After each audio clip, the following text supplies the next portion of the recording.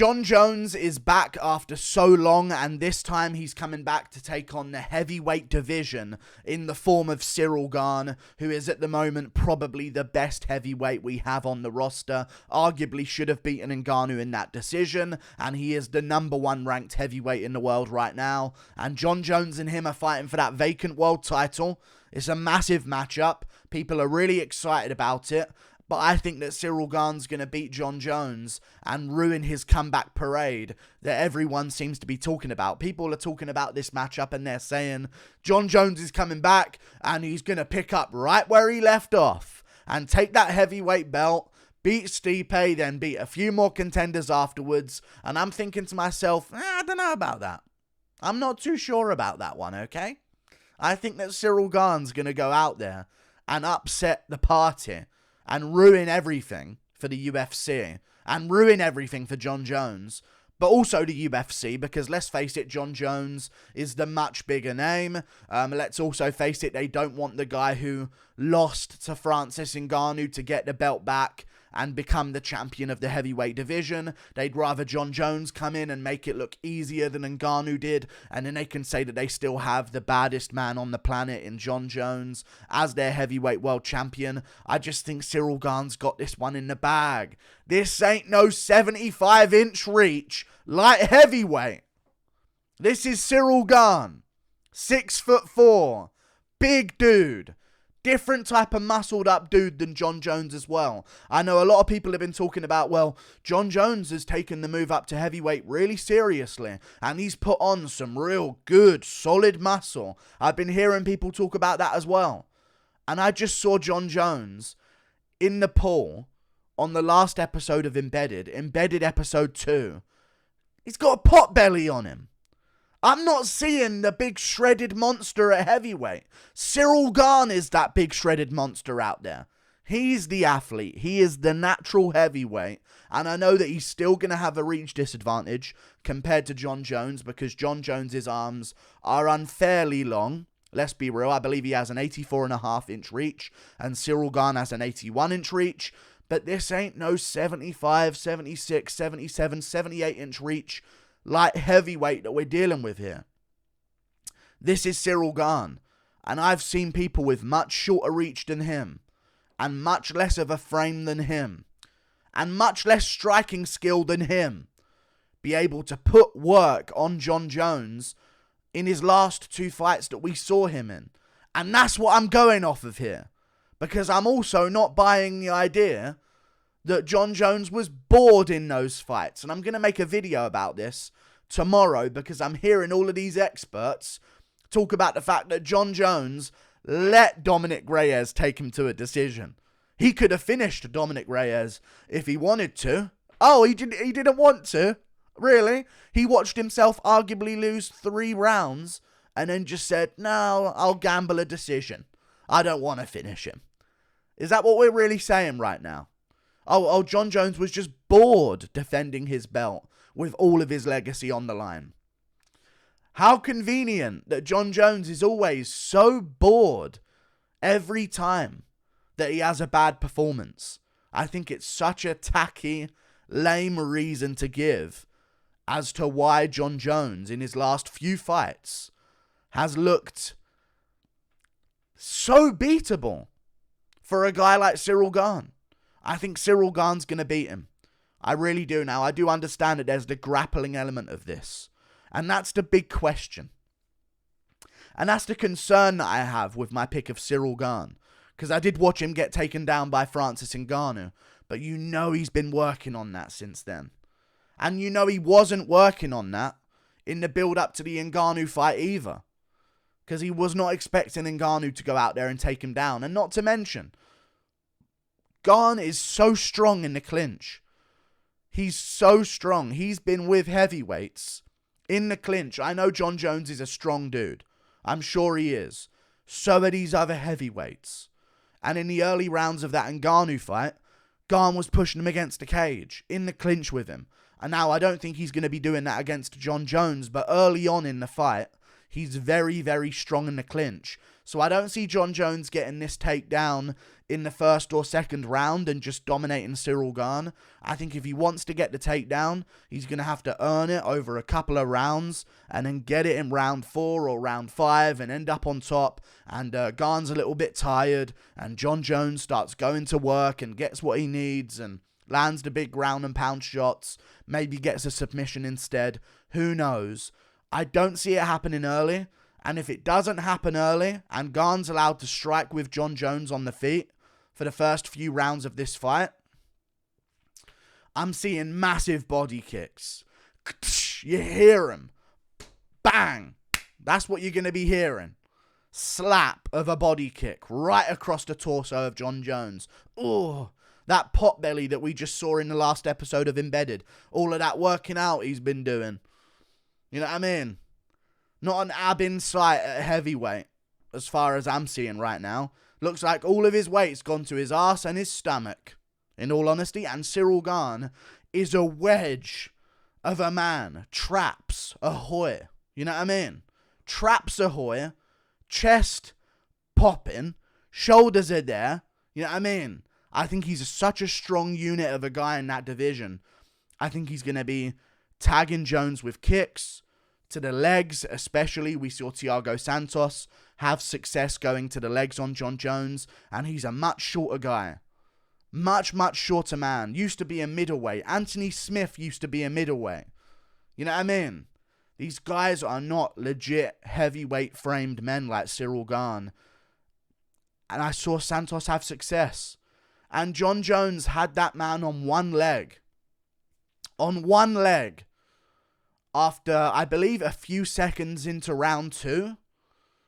Like, within the first minute of round 2, Santos had blown out his ligaments in his leg. And still he was giving Jones problems in that fight. And Jones had to very carefully, very strategically walk him down and find his moments and stuff like that. But I just think Ciryl Gane's going to be too much. The calf density, if they are going to clash shin to shin in the heavyweight division, is going to be too much. I think Gane's going to pick at him, be really, really quick and powerful early to try and get some respect. And I think we're going to see a bit of a Jones with a busted up lip and a swollen eye. And these are things that we don't see in the other divisions because he's so tall and so big. He can lean away because they've got such short reach. And all of those shots that are landing, they're not thudding and they're not catching him. You know what I mean? Unless you're Dominic Reyes and you're catching him with uppercuts as he comes in with his 10-inch reach advantage on you, still getting caught by uppercuts on the counter, which is crazy. I think if Ciryl Gane can go first, in moments, he can have a lot of success against Jon Jones. Because Jones, other than, his spinning elbow that he'll go for defensively and maybe a defensive reactionary takedown, it's not like we ever see Jon Jones pull counter someone. You know? We don't see that head movement from Jon Jones. Shots on the counter. Whenever Jon Jones is under pressure, he just sort of like moves, covers up like he was against Dominic Reyes at the start of the 4th round. Also in the 2nd round, he got caught by Dominic Reyes and he just started covering up and sort of moving his hands out there and trying to roll with the shots and circle out and get into space again. I think if that's Ciryl Gane in front of him, there's going to be like jump knees for him to worry about. That's not something he's had to worry about at light heavyweight. You know what I mean? It's going to be, Gane tagged him. Jones is backing up. He's going to play a little bit of rope-a-dope on the fence and then circle out. Nope. Gane, massive leg kick. Big front kick to the body. Big, huge body kick. Throws a head kick to bring the hands up. Switch knee on the inside. Right to the chest of Jon Jones. Jones shoots in. Gane shakes him off. I just think it's going to be a bad night for Jon Jones. I can see how maybe there is an argument that just in general, light heavyweights have better striking skill overall than heavyweights do. And maybe, just maybe, if Jones is the same size as Ciryl Gane and they're quite even in all of their attributes, maybe Gane has only really looked good at striking because he's been doing it against heavyweights. Maybe there's an argument in that case that you can say Jones is going to come up and just outstrike him and chop at his legs and make him miss and make him look silly and land counter shots. I just don't see it happening, man. Don't see it happening. I've heard people say, dude, I'm going to make a video on Dan Hardy's breakdown of this because there's so much I disagree with in it. And it's just a massive, massive problem. Okay, so I'm going to make a video on it tomorrow, but people are saying stuff like, you know, Gane doesn't generate power, like he has to overswing his shots, like this on the inside and just swing his arms with these massive wide hooks to generate any power whatsoever. And I'm thinking to myself, no, he doesn't. The shot he hit Tai Tuivasa with, hello? Tuivasa comes in, moves, and Gane like circles, readjusts his stance. His hand is right here up close to his chin, and he circles, moves, boom, and just plants it in there on Tuivasa's chin, and then Tuivasa starts doing the truffle shuffle, essentially. You know what I mean? He starts doing the truffle shuffle in the center, and then Gane starts going for finishing blows, because he knows he's got a finished man in front of him. He can generate power off the straight shot. He can. These are heavyweights we're talking about here. You know what I mean? If you want to talk about not having power, let's talk about Jon Jones's punches. I've never seen him hurt someone with a punch. Maybe Rashad Evans. Just got an image of it in my head. Maybe there was a moment where he tagged Rashad Evans with something like a punch, and Evans went down off balance to it. That's all I'm aware of. But other than that, Jones requires head kicks. You know what I mean? Like hurting people to the body with big kicks. And I just think against a 6'4", legit 6'4" as well, because I'm one of the people that don't believe Jon Jones is 6'4". That's all I'm going to say. I think he's about 6'3.5", 6'3 3/4. That's all I'm saying, okay? Because there's a lot of cap when it comes to these heights in the UFC. I think Ciryl Gane's a legit 6'4", and I think he's going to look a lot bigger than Jon Jones. Not a lot bigger, but I think he's going to look noticeably taller than Jon Jones at the face-offs, at the weigh-ins, and I think he's going to give him some problems. I think he gives him some problems. Pop, move, calf kicks on those real flyweight calves that Jon Jones has.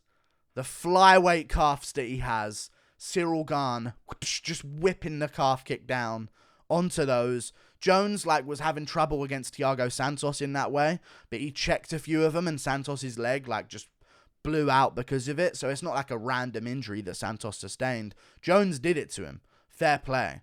But this ain't Santos. You know what I mean? This is Ciryl. This is a big heavyweight dude. Could Jon Jones out-grapple him? Maybe he could. But Gane's so strong.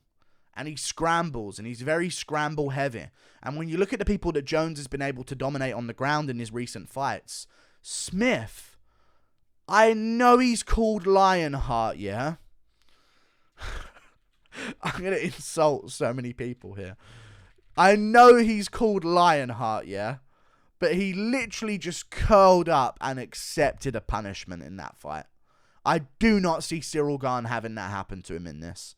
I really do not. Even against Ngannou, when Ngannou's massive 275-pound before the weight cut to 265-pound frame was on top of him in those later rounds, and he wasn't prepared for it whatsoever because he hadn't done preparation for grappling. He was still moving and shifting and, stupidly going for leg locks in round 5 instead of just winning that fight. But, he was still, if he just stayed on top in round 5, he won that fight, and we wouldn't be talking about his grappling. We would be talking about the fact that Ciryl Gane, he was shocked by the grappling in rounds 3 and 4, and then when he was used to it, he shot the takedown in round 5, and he got the takedown on Ngannou, but instead he went for that leg lock, and that ruined the fight for him. But if we want to talk about things like the Anthony Smith fight, Jon Jones had time on top, a lot of time on top of Anthony Smith. Smith just sat there and took it, though, man. Sat there and took it. And it wasn't even like Jones was pinning his wrist Habib style and beating him. It was just Jones was stood above him with his hand on Smith's back, just punching, and Smith was just looking up at him, just curled up, taking the beating that Jones gave him. It was a very strange situation from Anthony Smith. But other than that, I just don't see I don't see it going well for Jones. People get back up. OSP got back up. Jones took him down 3 times, had under 4 minutes of control time against him in a 25-minute fight. You know, like, it's not like Jones dominates on the ground unless you're maybe Alexander Gustafsson in the rematch that they had. And that's another factor that we need to talk about as well. He got 1 of 5 takedowns in that fight. And when he got the takedown, Gus, I swear to God, turned over and just accepted the beating, it felt like. I do not see Gane turning over and just accepting a beating on the ground like that. I see him scrambling, trying to come up on a single leg himself. Like, I see him engaging in that with Jones. And I see a lot of people, like, there's a video going around of Jones ragdolls heavyweight. And I literally thought to myself, oh, God, no. I saw that headline and I thought, oh, no. What have I done? You know what I mean? I thought, oh, my God, it's Walt Harris.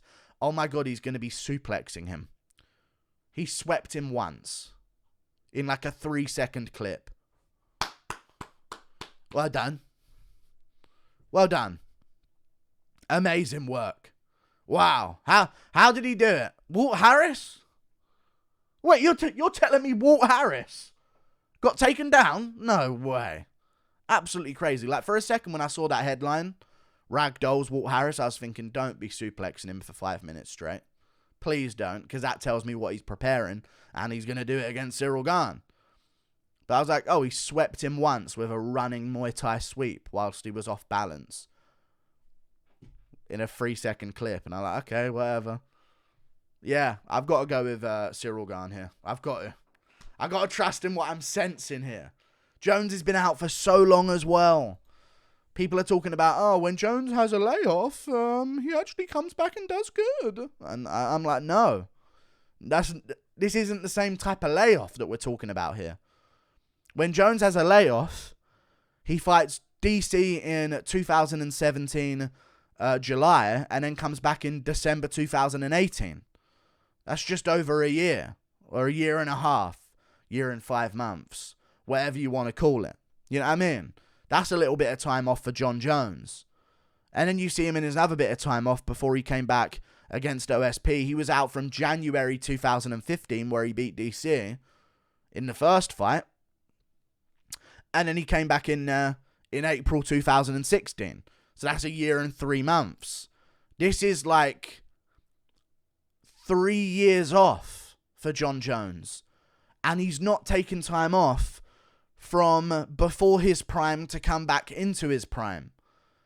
He's taken time off from his prime to past his prime, arguably. We'll see. I guess this will be the answer to that. So he's taken time off from when he was, 32, to now he's 35 years old. And Gane is young. Very, very young. And time is amazing for Ciryl Gane. Especially in grappling, especially in everything. Because he's so new to the game. Giving him 6 months, giving him a year since that Ngannou fight, a year and 2 months to work on things, is not the same as giving someone like Jones a year and 2 months. Because I think Jones has got to a certain point in his career, and now people are kind of catching up to him, and that's what we've seen in his last few performances. But maybe he was just bored. Dude.